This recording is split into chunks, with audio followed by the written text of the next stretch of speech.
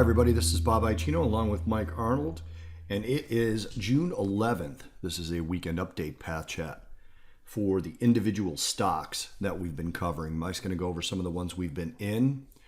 Stocks were sideways, a little bit weaker in toward the end of the week with that fall we saw on the NASDAQ, so there should be some pretty big moves, and we had a couple of new ones that Mike added in that he will now update. But otherwise, it's the stocks we've been tracking.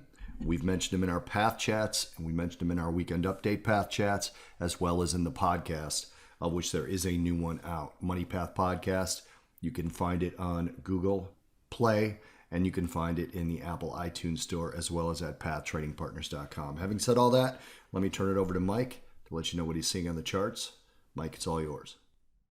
Thank you very much, Bob. So we'll be covering some of these stocks we've been following for a while with the doubles. Then we'll get into SHAK and the potential trading Qualcomm. Then we'll touch on the FANG stocks, which we talked about in our podcast this week. Give you our thoughts on some of them and update them with the substantial moves on Friday.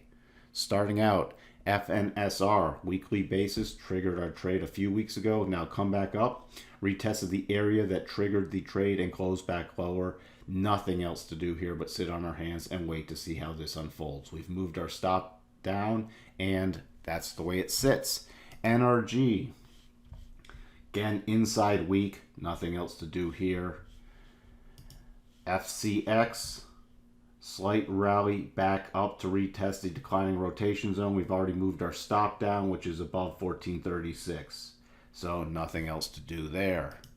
FNB, this just missed the target last week. Now it's rallied back up to its breakdown zone, but our stop's already lowered to 1520 area, so nothing to do there. GBCI did stop it out. This did trigger, didn't quite get to stop reduction, and with this move above 3680, stopped it out, so that's coming off the charts. Now, talked about Shake Shack, pulled back to the rotation zone, moving higher. Our next key target areas are around this 4088, slightly below that 4070, 4080 to 4088 area. Then the next target area above that's 42. And then we'll go into the full trigger of the horizontal channel should that happen. So nothing else to do there. We have our trend line. We did get a close above this. This is not into a clear path, but it is in a bottoming basing form. So this was an early entry into a horizontal pattern. Qualcomm. This is a confirmed double, but not yet triggered. We were watching for a close above 59.04, which did not happen last week or this week, and it's still a valid pattern, so nothing else to do there. We're not in this one yet. We're just watching to see how it unfolds and still waiting for the closing price to trigger it. Now let's switch over to the FANG stocks. Facebook.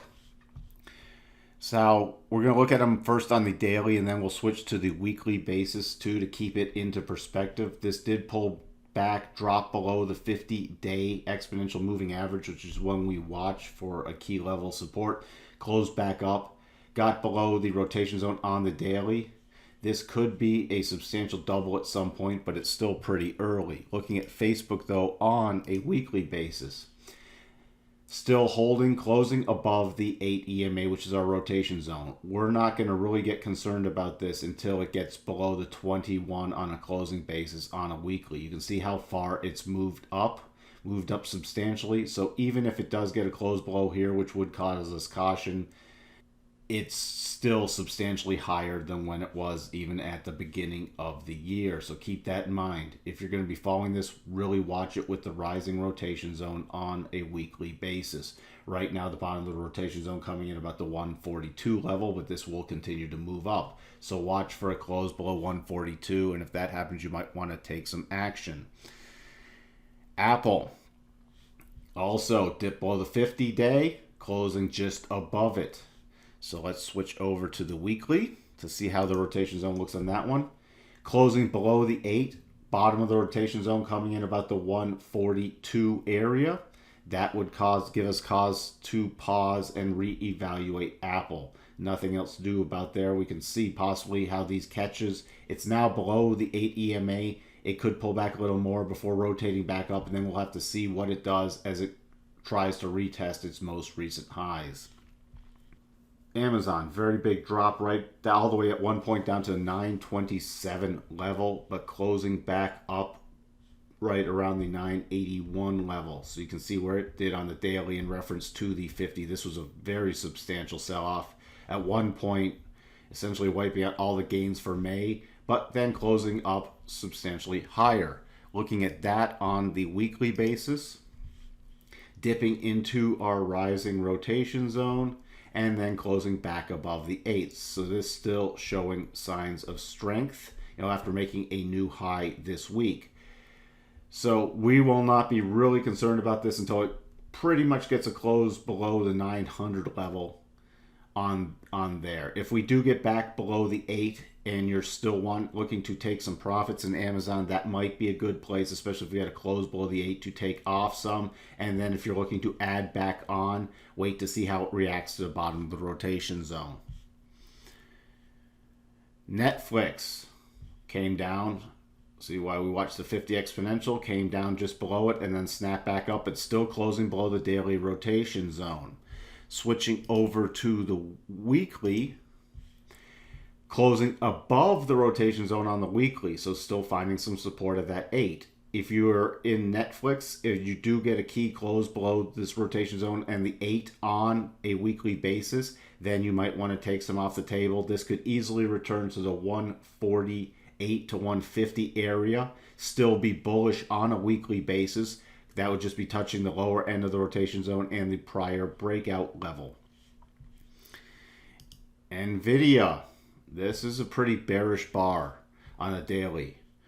Gap up open, new highs, closing lower, dipping in the rotation zone, and this is engulfing the prior bar. This is a bearish sign.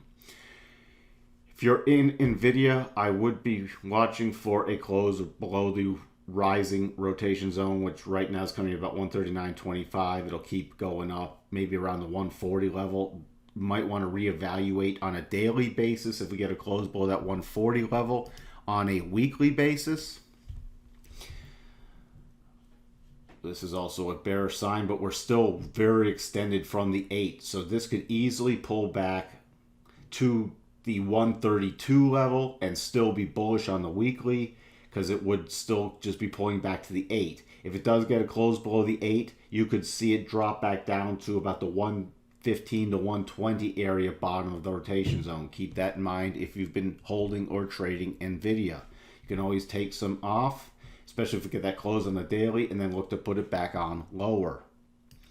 Microsoft, we didn't really touch on this one in the podcast, but a lot of people have lumped it in with the FANG stocks. You can see coming down to the 50 again, closing in our rotation zone on the daily after a 3-day drop. Looking at it over on the weekly, still holding above the 8.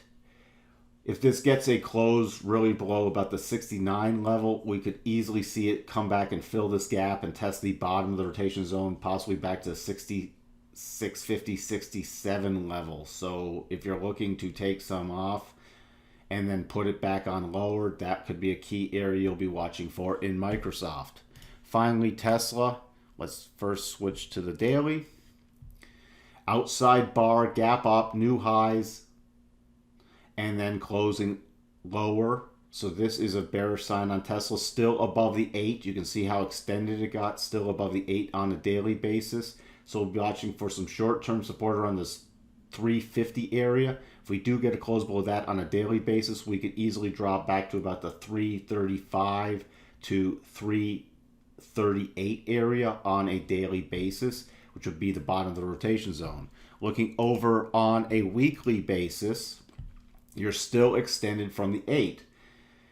If this drops back to the rising 8 on a weekly basis, 325 could be key support, but this is in a prior breakout zone. You can see this key closes right around those areas. So if we do get some closes on a daily basis, especially below the 350 level, maybe take some off and look to put it back on if you're still wanting to trade Tesla back at the 325 level. If that 325 level is violated, you could see it possibly return to the 300 area, where we'll have the 21 coming in continually to rise, but we have a lot of key support now at the 300 area, and we have a rising trend line. That's all we have for you. Quick update for everyone on the FANG stocks, and so many people follow them, and we're turning it back over to you, Bob. Thanks for that, Michael. If you're interested in hearing the week in review and the preview of the economic calendar and our opinions on that, check out the first 10 minutes or so of the weekend update covering the FX markets. Otherwise, thanks for watching, and we will talk to you guys in the next Path Chat. Please hit like and subscribe if you like what we're doing. Cheers, everyone.